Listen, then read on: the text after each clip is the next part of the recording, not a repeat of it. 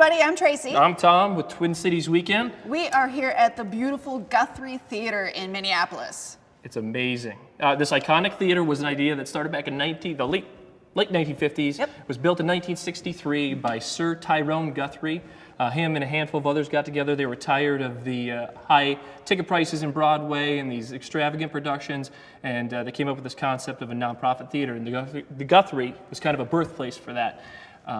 So that's kind of, it was actually at a different location. Yep. You know what about? 1963, it was just down the road. Yep. And then in 2006 is when the new location opened up.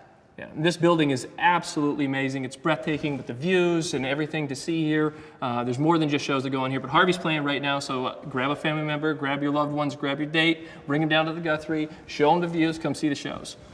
We got a behind-the-scenes tour of their 20,000 square foot production area, and we got to spend a little time with Lana and Jeffrey from the Guthrie Theater. It's amazing. Come check it out. Welcome to the Guthrie Theater. We're here on the banks of the Mississippi River in our 3-theater complex to walk you through some of our public lobby spaces and give you a glimpse backstage. We're here on the Endless Bridge, sticking out 178 feet from the surface of our building. You can see views of the Stone Arch Bridge, the Mississippi River, St. Anthony Falls. Really, this is where the city of Minneapolis began. Above and around us, you'll also notice these interesting images on the wall. These are all past production photos from our former home on Vineland Place. They've come over to us here, not as projections as they sometimes appear, but actually as a thin onion skin wallpaper. There are more than 7,000 panels throughout the building to create these images. And since they're all our past productions, we lovingly like to think of them as the ghosts of the Guthrie Theater. If you come over to this large window here, you get some great views of our historic neighborhood. And you can also look back at the arc that frames the Wordle Thrust stage, our signature space. There are also production images that are actually etched into the steel. So welcome to level 9. This is our POLAD lobby. There's some great views here of the same things we saw out at the Endless Bridge, but now higher up. So our central lobby spaces are raised 50 feet up in the air. Here we are upstairs on level 9.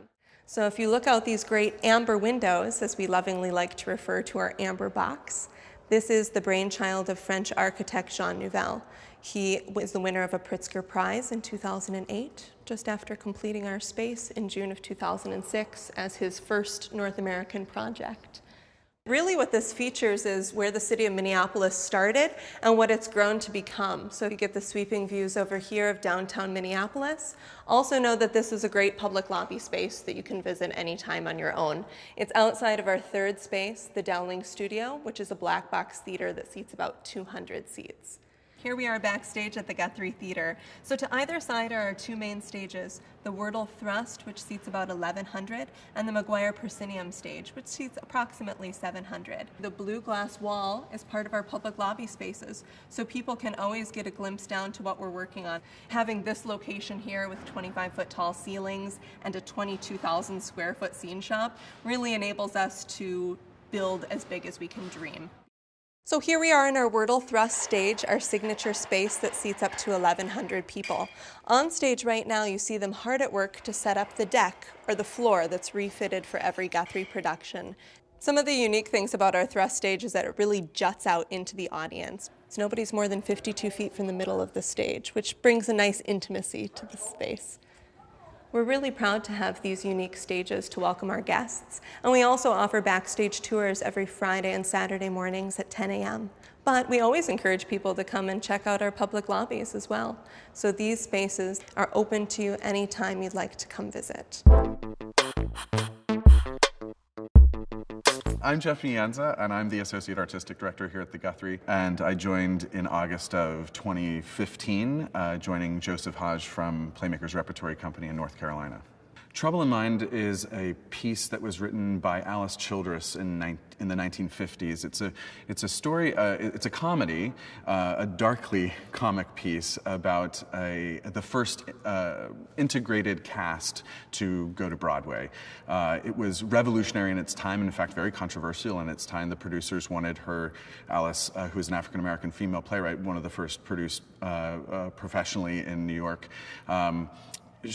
wanted her to change the ending to her piece, which actually mirrors the play itself, which is about an actor named Willetta who has her first opportunity on Broadway to perform, and during the course of rehearsals, it's a backstage play, meaning that it takes place throughout the rehearsal process. She realizes that the portrayal of the African American characters is one that's really troubling for her. And so she has this deep conflict throughout the play of how does she function both in this great opportunity for her, but also is she willing to compromise her own personal standards in order to have this big break.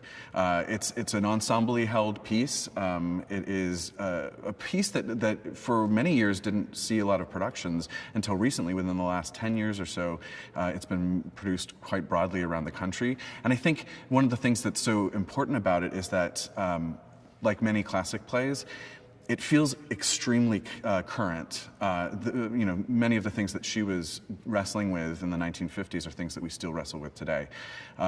So it's a great opportunity for us to have dialogue around issues of race and representations of race in popular media, but also looking at one of America's major playwrights who is somewhat lesser known.